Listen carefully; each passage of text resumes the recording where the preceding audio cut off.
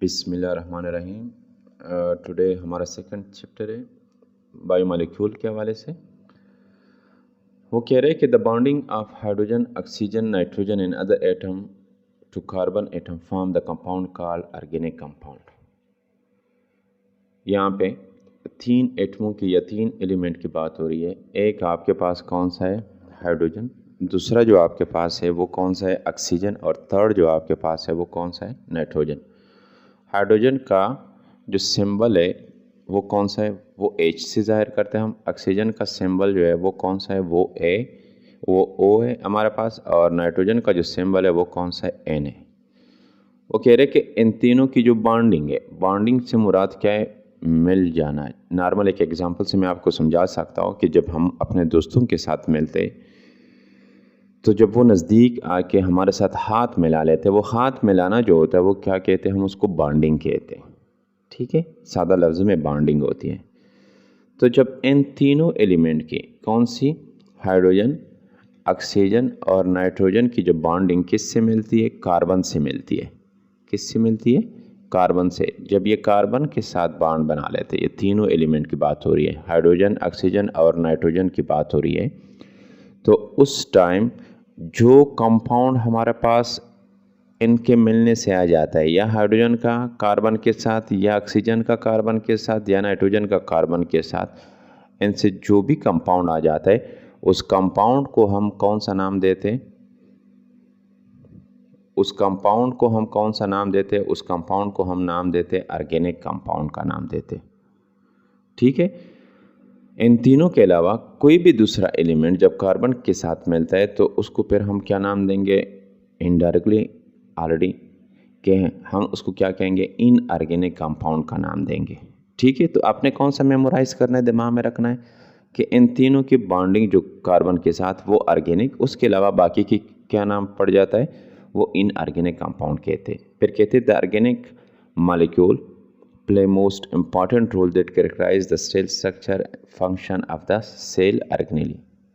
Cell organelle का जो structure है या जो फंक्शन है वो कौन डिसाइड करता है? वो यही ऑर्गेनिक मॉलिक्यूल। यहाँ पे वर्ड इस्तेमाल हुआ है मॉलिक्यूल, तो हम यहाँ पे क्या कहेंगे? Bio molecule. क्योंकि जो मॉलिक्यूल लिविंग ऑर्गेनिज्म में पाए जाते हैं उसका नाम हम क्या कहते हैं? उसके नाम किस नाम से बुलाते हैं? उसको बायोमॉलिक्यूल के नाम से बुलाते हैं। अब फर्स्ट क्वेश्चन ये है कि सेल ऑर्गेनेली क्या है, पहले इसको समझने की कोशिश करो। यह आपके पास फॉर एग्जांपल एक सेल है, ठीक है।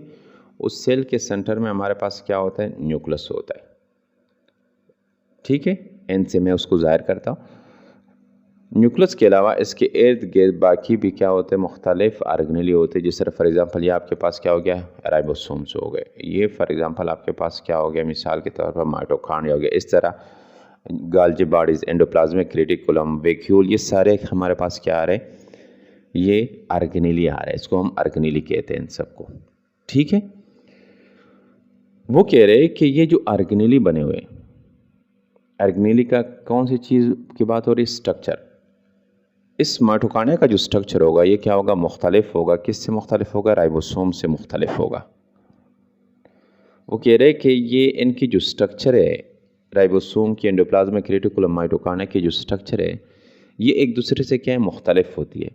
और ये किस चीज़ से बने होते हैं? ये ऑर्गेनेली किस चीज़ से बने होते हैं? ये इसी ऑर्गेनिक मॉलिक्यूल से मिल के बने होते हैं, ऑर्गेनिक बायोमॉलिक्यूल से बने होते हैं। इसका स्ट्रक्चर कौन बनाता है? ये ऑर्गेनिक बायोमॉलिक्यूल बनाता है। ऑर्गेनेली की जो स्ट्रक्चर है वो इसी ऑर्गेनिक मॉलिक्यूल की कंपोजिशन से मिलके बनी होती है। जिस तरीके से ये मॉलिक्यूल आपस में बनते हैं वो डिसाइड करते हैं कि उस ऑर्गेनेली का स्ट्रक्चर कैसे होगा, पहली बात। फिर उसके बाद उस ऑर्गेनेली का फंक्शन क्या हो, क्या काम होगा, ये भी कौन डिसाइड करता है? ये ऑर्गेनिक मॉलिक्यूल, ठीक है। तो ऑर्गेनिक मॉलिक्यूल का इंपॉर्टेंट रोल जो है, जो किरदार है, रोल का मतलब क्या है? किरदार। वो ये डिसाइड करता है, कैरेक्टराइज करता है कि उस ऑर्गेनेली का स्ट्रक्चर क्या होगा। ये डिसाइड करता है कि उस ऑर्गेनेली का स्ट्रक्चर क्या होगा और उस ऑर्गेनेली का फंक्शन क्या होगा। फिर कहते हैं कि carbon carbon bond make chain of carbon atom which form the skeleton और backbone of large organic molecule.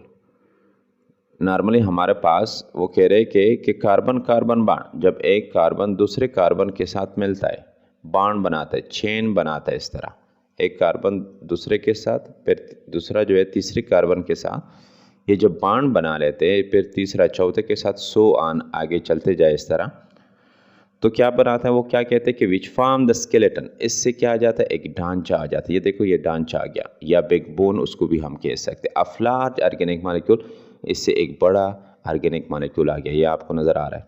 पहले सिर्फ एक कार्बन था, अभी 3 है या 4 हो सकते, 5 हो सकते, तो एक बड़ा मॉलिक्यूल उससे आ सकता है, लार्ज ऑर्गेनिक मॉलिक्यूल उससे आता है। फिर कहते कि the chemical analysis of protoplasm shows that it is compose of 2 type of compound. जब हम क्या करते हैं, प्रोटोप्लाज्म की केमिकल एनालिसिस करते हैं, तो पहले हम प्रोटोप्लाज्म को समझने की कोशिश करते हैं कि प्रोटोप्लाज्म आपके पास क्या होता है। ये फॉर एग्जांपल आपके पास सेल है, इसके सेंटर में क्या है, न्यूक्लियस है, ठीक है। तो वो कह रहे हैं कि प्रोटोप्लाज्म, अब ये हमारे पास न्यूक्लियस के अलावा सेल का जो बाकी हिस्सा है, इसके अंदर का सारा हिस्सा है अंदर, ठीक है, उसको हम क्या नाम देते हैं, उसको हम कहते हैं साइटोप्लाज्म। में उसको सी से जाहिर करता हूँ, यहाँ पे साइटोप्लाज्म कहते हैं। जबकि न्यूक्लियस के अंदर जो हिस्सा है उसको हम क्या नाम देते हैं, न्यूक्लियोप्लाज्म। क्या कहते हैं, न्यूक्लियोप्लाज्म। इन दोनों को कंबाइन, इन दोनों की कॉम्बिनेशन, न्यूक्लियोप्लाज्म प्लस साइटोप्लाज्म, उसको हम क्या कहते हैं, प्रोटोप्लाज्म कहते हैं। वो कह रहे हैं कि जब आप इस सेल के अंदर न्यूक्लियस की भी कंपोजिशन चेक कर लेते हो, उसको भी देख लेते हो, साथ साथ साइटोप्लाज्म की कंपोजिशन भी देखते हो, उसको भी चेक कर लेते हो, तो जब हम उसकी केमिकल एनालिसिस करते हैं, कौन सा वर्ड इस्तेमाल हुआ है, केमिकल एनालिसिस। एनालिसिस का मतलब क्या है, तज्जिया करना, मालूम करना, चेक करना। केमिकल चेक करते हैं, वहाँ पे केमिकली उसको चेक किया जाता है उस प्रोटोप्लाज्म को, तो हमें ये नज़र आ जाता है, हमें ये पता चल जाता है that it is composed of 2 type of compound, के इसके अंदर क्या होते हैं, 2 किस्म के कंपाउंड पाए जाते हैं। और वो 2 किस्म के कंपाउंड जो है, उनमें से एक कंपाउंड का नाम हमारे पास कौन सा है, एक ऑर्गेनिक पाए जाते हैं, और दूसरे कौन से कंपाउंड पाए जाते हैं, इनऑर्गेनिक कंपाउंड वहाँ पे पाए जाते हैं, ठीक है। तो यहाँ से हमें अंदाज़ा हो गया कि 2 किस्म के कंपाउंड इसके अंदर मौजूद है, जो ऑलरेडी नीचे टेबल 2.1 में भी दिखाया गया है। ये कंपाउंड की आगे हम बात करेंगे। फिर कह रहे this compound are present in somewhat different proportion in different organisms and even in different types of cell of same organism. ये जो कंपाउंड है इस सेल के अंदर, प्रोटोप्लाज्म की कंपाउंड की बात हो रही है, ठीक है, कि ये जब मौजूद होते, this compound are present in some different proportion. Proportion से मुराद यहाँ पे हमारे पास क्या है, मुख्तलिफ रेशो से ये मौजूद होते। क्या होते, मुख्तलिफ रेशो से। एक एग्जांपल आपके पास है कि मिसाल के तौर पे कंसीडर करो कि आपको, आपके भाई को फॉर एग्जांपल 10 रुपये मिल रहे हैं, छोटा भाई है आपका, 10 रुपये मिल रहे हैं, तो आपके अब्बू आपको, आप उसके मुकाबले में आपको कितने रुपए दे रहे, 50 रुपये दे रहे। तो ये आपके छोटे भाई और आपके दरमियान क्या आ गया, रेशो आ गया, 1:5। मतलब अगर उसको 10 रुपये मिल रहे तो आपको कितने मिल रहे, 50 मिल रहे, ठीक है। तो वो कह रहे कि इन कंपाउंड के दरमियान जो रेशो है, क्या यहाँ पे बात किस चीज़ की हो रही है, कि डिफरेंट प्रोपोर्शन में मौजूद होते हैं, मुख्तलिफ प्रोपोर्शन में। एग्जाम्पल अगर हम टेबल से थोड़ा सा उठा लें कि एक मेमेलियन सेल के अंदर अगर हम देखें, वाटर का देखो, वाटर का आपके पास 70 है। ये टोटल आपके पास जो है, ये आउट ऑफ कितने, 100 में से 70% क्या है, पानी है। 18% जो है फॉर एग्जांपल आपके पास क्या है, प्रोटीन है। 4% आपके पास क्या है, कार्बोहाइड्रेट है। 3% आपके पास क्या है, लिपिड है। इसी तरह डीएनए, आरएनए, एंजाइम्स और इनऑर्गेनिक आयंस पाए जाते हैं। ये मुख्तलिफ प्रोपोर्शन है। देखो एक तरीके से नहीं है, मिसाल एक तरीके से मुराद क्या है कि फॉर एग्जांपल मैं अगर 100 को 4 ऑर्गेनिक कंपाउंड के दरमियान इक्वल तरतीब से उसको डिवाइड करो, तो हर एक का हिस्सा मेरे पास क्या आएगा, 25-25 आएगा। और आप 25 को अगर 4 बार इस तरह जमा करें तो आपके पास क्या आएगा, 100 आएगा। तो वो तब क्या होगा, 4 कंपाउंड के दरमियान क्या होगा, वो इक्वल प्रोपोर्शन होगा। यहाँ पे इक्वल प्रोपोर्शन नहीं है, रेशो अलग अलग है। 70 वाटर का, इसी तरह बाकी 100 आन।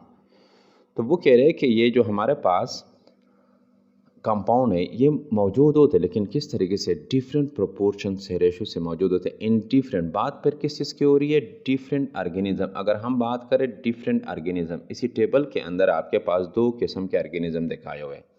एक आपके पास कौन सा ऑर्गेनिज्म है? फॉर एग्जांपल बैक्टीरिया सेल जो बेसिकली प्रोकैरियोटिक सेल है, और दूसरा सेल जो है आपके पास कौन सा है? Mammalian cell. मेमेलियन का ऑलरेडी आपको पता है कि वो एनिमल जो अपने बच्चों को फीडिंग करते, दूध पिलाते हैं, वो मेमेलियन सेल होते हैं जो बेसिकली यूकैरियोटिक सेल से ताल्लुक़ रखता है। अगर इसके एक पहली बात तो हमने इसके दरमियान देखी कि इसमें मुख्तलिफ प्रोपोर्शन है, ठीक है।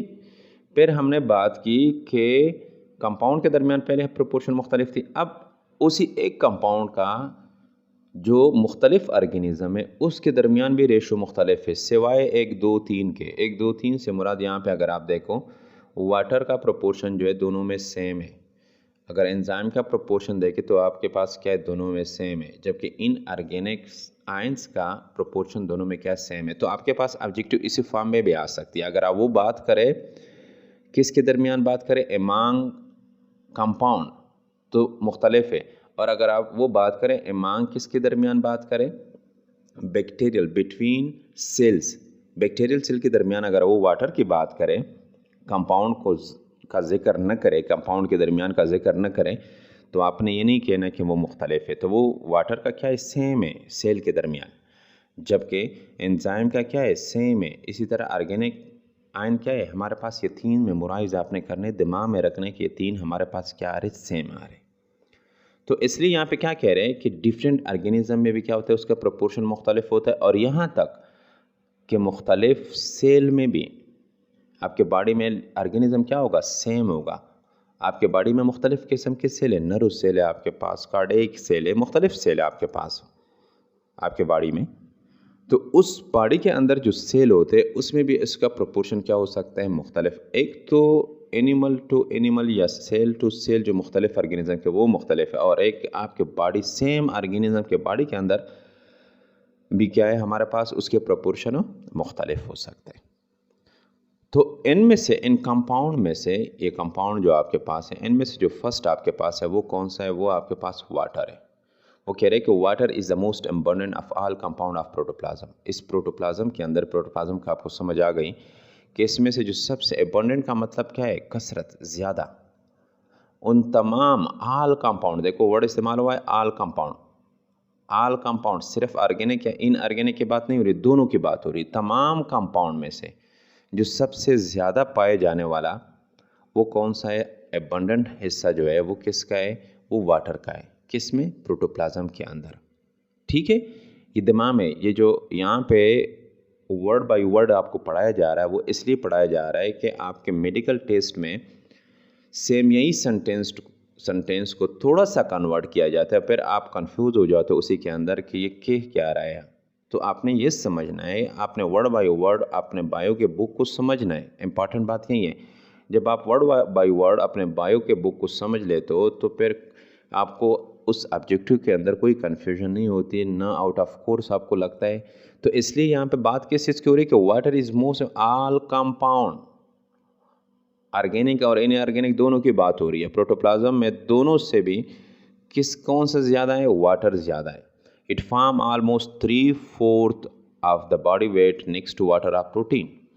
और ये जो वाटर है ये कितने? 3/4, जो आपको यहाँ पे देखो नज़र आ रहा है 3/4। 3/4 से मुराद क्या है? फॉर एग्ज़ाम्पल ये आपके पास क्या है? आपका घर है, और आपके घर में कितने? आपके घर में 4 कमरे हैं, ठीक है। 4 कमरे आपके पास आपके घर में आ गए, 1 2 3 एंड 4। उन 4 कमरे में से 3 कमरे आपके भाई ने, आपके छोटे भाई ने कवर कर लिए, तो आपके लिए कितना रह गया? सिर्फ 1 कमरा रह गया। तो उसका हिस्सा कितना बन गया? 3 कमरे। 3/4 से मुराद ये होता है कि वो कह रहे कि हमारे पास ये कितना होता है? तो प्रोटोप्लाज्म के अंदर जो हमारे पास, मिसाल ले लो कि इसमें से, इस प्रोटोप्लाज्म का तकरीबन ये सारा हिस्सा यहाँ से लेकर यहाँ तक, फॉर एग्जांपल ये सारा हिस्सा पानी ने घेरा होता है, और ये छोटा सा हिस्सा बाकी कंपाउंड के लिए होता है, ठीक है। तो इसलिए कहते हैं कि 3/4 of the body weight next to water of protein, और पानी के बाद ये देखो नॉर्मली अगर 100% में आप यहाँ पे देख ले 100% में से ये देखो ये 70 है। अब 100 में से अगर आप 70 निकाले तो आपके पास कितना रह जाते हैं, 30 रह जाते हैं, 30 रह जाते हैं, और बाकी का देखो ये 30 के लिए, ये बाकी जो है ये 30 का हिस्सा है। ठीक है, तो 70% आपके पास वाटर आ रहा है, और उसके बाद नेक्स्ट नंबर किस चीज़ का आ रहा है, वो प्रोटीन का आ रहा है। तो नॉर्मली इसी टेबल के अंदर भी आपको नज़र आ रहा है कि हमारे पास नेक्स्ट कौन सा है, प्रोटीन है, 18% आपके पास नज़र आ रहा है। Protein are the most abundant organic, ये देखो ये वहाँ ऊपर वर्ड इस्तेमाल होता है ऑल कंपाउंड, यहाँ पे बात किस चीज़ की हो रही है, ऑर्गेनिक कंपाउंड्स की बात हो रही है, प्रेजेंट इन द सेल। ये भी खुद अपने आप में एक एमसीक्यूज है कि जो प्रोटीन है ये ऑर्गेनिक कंपाउंड में क्या है, वो एबंडेंट है। ये दिमाग में रखो, वाटर जो है ऑल कंपाउंड में एबंडेंट है, जबकि प्रोटीन जो है वो ऑर्गेनिक कंपाउंड के अंदर क्या है, एबंडेंट है, सबसे ज़्यादा तादाद में पाया जाता है। प्रोटीन है structure function role in the cell, cell के अंदर जब एक सेल बनता है, उस सेल के अंदर उस सेल का स्ट्रक्चर जो बनता है और फंक्शन जो उस सेल का होता है, ये 2 पॉइंट है। वो कौन किरदार किसका होता है, उसका रोल किसका होता है, वो प्रोटीन का होता है, स्ट्रक्चरल एंड फंक्शनल। सेल किस तरह बनेगा, सेल की बनावट, आया सेल सर्कल फॉर्म में, आया सेल रेक्टेंगुलर फॉर्म में, आया सेल आपके पास स्क्वायर फॉर्म में, ये स्ट्रक्चर कौन बनाता है, प्रोटीन बनाता है। और अगर ये सर्कल फॉर्म में बन रहा है तो इसका फंक्शन क्या होगा, क्यों सर्कल फॉर्म में बना हुआ है, एक खास मकसद के लिए सर्कल फॉर्म में बना होगा ना। अगर रेक्टेंगुलर फॉर्म में बन रहा है तो ये भी क्या होगा, एक खास मकसद के लिए बना होता है ना। अगर स्क्वायर फॉर्म में होता है तो ये भी एक खास मकसद के लिए बना होता है। तो वो कह रहे हैं कि प्रोटीन है structural and function role in the cell, cell जो बनाता है उसका स्ट्रक्चर बनता है, वो भी किससे बनता है, वो भी प्रोटीन से बनता है, और उस सेल का फंक्शन जो होता है वो भी कौन डिसाइड करता है, वो प्रोटीन जो वहाँ पे मौजूद होते हैं वो डिसाइड करते हैं। तो वो कह रहे हैं कि other organic compound include carbohydrate, lipid and nucleic acids. उसके अलावा जो देखो ऑर्गेनिक की बात हो रही है, बाकी जो ऑर्गेनिक कंपाउंड है उसमें कौन कौन मौजूद है, आपके पास कार्बोहाइड्रेट मौजूद है, उसके अलावा कौन है, लिपिड भी है, और उसके अलावा क्या है, DNA and RNA, nucleic acid की बात हो रही है। ठीक है, ये तीनों एक आपके पास क्या हो गया, प्रोटीन हो गया, फिर उसके बाद carbohydrate, lipid and nucleic acid. तो इन चारों में से जो सबसे ज़्यादा रेशो है दोनों में, अगर आप देखें दोनों ऑर्गेनिज्म के अंदर, दोनों सेल के दरमियान, यहाँ पे देखो 15 यहाँ पे, और इसका क्या है 18 आपके पास है।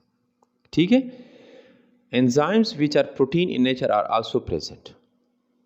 उसके अलावा हमारे पास जो एंजाइम्स होते हैं वो कह रहे हैं कि एंजाइम क्या होते हैं, which are protein in nature are also present. ज़्यादातर जो स्टूडेंट होते हैं वो इसी वर्ड के अंदर कंफ्यूज हो जाते हैं। कन्फ्यूजन क्यों होती है, उसको क्लियर नहीं होता कंसेप्ट आप इस तरह क्लियर करेंगे कि यहाँ पे जो बात कर रहे हैं एंजाइम के हवाले से, एग्जाम्पल मैं आपको दे रहा हूँ कि फॉर एग्जाम्पल प्रैक्टिकल एग्जाम्पल्स लेते कि आपके 4 भाई है, कितने भाई है आपके, 4 भाई है। उन 4 भाइयों में से जो पहला वाला भाई है वो थोड़ा सा क्या है, शैतान टाइप का है, मतलब झगड़े करते हैं हर टाइम।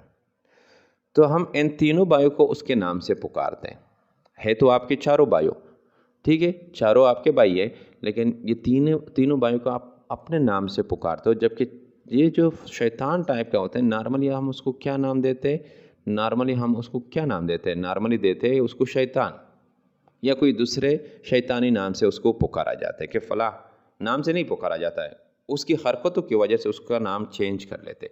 सेम इसी तरह ये एंजाइम जो है, जिस तरह आपके बाइट है, ये बेसिकली क्या है, सारे एंजाइम प्रोटीन है, बाइट है आपके, लेकिन वो एक प्रोटीन जो था, जो उसकी हरकतों की वजह से, कौन से हरकत है उसके एंजाइम की, एक्टिविटी क्या आती है उसकी, एंजाइमेटिक एक्टिविटी, रिएक्शन को स्पीड अप कर रहे थे। मतलब क्या है रिएक्शन को स्पीड अप करना, मिसाल के तौर पे ये 2 बंदे खड़े और एक दूसरे के साथ क्या कर रहे, लड़ रहे, लेकिन सिर्फ बातों से लड़ रहे। अब बीच में से आप नीचे से आके आ गए, यहाँ पे खड़े हो गए, आप देख रहे हो कि ये बंदे तो दोनों आपस में एक दूसरे को गिरबान से नहीं पकड़ रहे, तो आप क्या कर लेते हो, बीच में खुद को डाल लेते हो और उसको कहते हो, इस बंदे को कहते हो कि ये बंदा तुम्हें ये कह रहा था, फॉर एग्जांपल थोड़ा सा जो मसला है वो थोड़ा और गर्म कर लेता है, और कह रहे हो कि ये बंदा दूसरे को कहते हो कि तुम्हें ये कह रहा था। जो झगड़ा गिरबान तक पहुंचना था जो 3-4 घंटे हो सकते कि नहीं पहुंच जाता, तो 3-4 घंटे में हो रहा था, आपने क्या कर लिया 5 मिनट के अंदर इन दोनों को लड़ा दिया, तो आपका किरदार क्या हो गया, आपका किरदार एंजाइम की तरह हो गया। तो इसलिए कहते हैं कि enzyme which are protein in nature also present.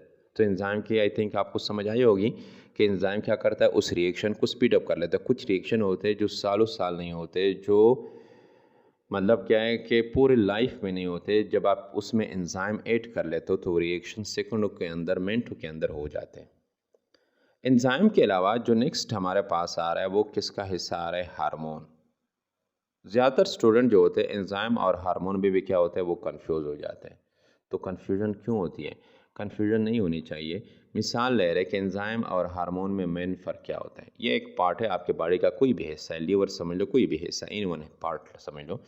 यहाँ पे आपके पास क्या प्रोड्यूस हो रहा है, एंजाइम प्रोड्यूस हो रहा है, इसे हम उसको ज़ाहिर कर रहे हैं इस तरह, यहाँ पे एंजाइम प्रोड्यूस हो रहा है, जबकि इसी जगह पे आपके पास क्या प्रोड्यूस हो रहा है, हार्मोन भी बन रहा है।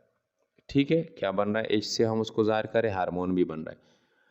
एंजाइम जहाँ पे प्रोड्यूस होता है, जहाँ पे बनता है, उसी जगह पे क्या करता है, एक्शन करता है। जबकि हार्मोन एक जगह पे बनता है, एक्शन क्या कर लेता है, बॉडी के दूसरी जगह पे आपके ब्लड के साथ जाके क्या कर लेता है, दूसरी जगह पे एक्शन कर लेता है। तो ये हार्मोन और एंजाइम बेसिकली काम क्या करते हैं, एक ही चीज़ है, काम एक जैसे करते हैं इस तरह, या मुख्तलिफ भी कर सकते हैं, लेकिन उसमें इम्पॉर्टेंट यही डिफरेंस है कि एंजाइम जहाँ पे प्रोड्यूस होता है वहाँ पे काम करता है, जबकि हार्मोन प्रोड्यूस बनता है एक जगह पे, जबकि काम क्या करता है, दूसरी जगह पे करता है। तो यहाँ पे कह रहे हैं कि hormone which play very important role in inorganic, और साथ साथ इंपॉर्टेंट रोल उसका होता है, और इनऑर्गेनिक साल्ट वो कौन से आपके पास, ये देखो इनऑर्गेनिक साल्ट आपको यहाँ पे नज़र आ रहे हैं। इनऑर्गेनिक साल्ट भी क्या करते हैं, यहाँ पे आर प्रेजेंट स्मॉल प्रोपोर्शन, थोड़े से मकदार में। देखो यहाँ पे 100 में से 70 तो पानी लेके चला गया, 30 में से ये देखो 18, फिर 4 ये कार्बोहाइड्रेट लेके गया, यहाँ पे लेके जाओ, और 1% जो है वो किसके लिए रह गया, वो इनऑर्गेनिक आयंस के लिए सिर्फ रह गया।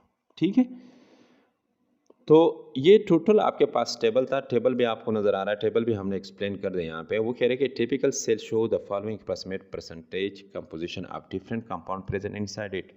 एक सेल दिखाया हुआ है, आम नॉर्मल टिपिकल सेल, जर्नल एक सेल लिया हुआ है, जो क्या शो करवा रहा था आपको, अप्रॉक्सीमेट। देखो एग्जैक्ट वर्ड इस्तेमाल नहीं हुआ है, ये भी दिमाग में रखो, एग्जैक्ट परसेंटेज नहीं है ये अप्रॉक्सीमेट, तकरीबन।